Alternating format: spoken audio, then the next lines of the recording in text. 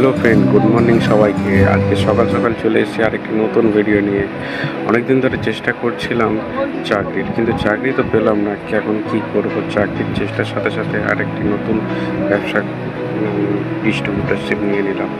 এখন সেই ডিস্ট্রিবিউটারশিপের মাল ডেলিভারি করার আজকে প্রথম দিন, প্রথম কাস্টমারের মাল দিয়ে রাস্তায় সকাল সকাল বেরিয়ে পড়েছি দ্বিতীয় কাস্টমারের উদ্দেশ্যে।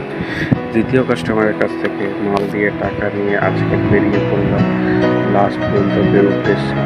লাস্ট গন্তব্যে মাল খালি করে মোটামুটি 2 ঘন্টার মধ্যে আমার কেকের ব্যবসা মোটামুটি কমপ্লিট।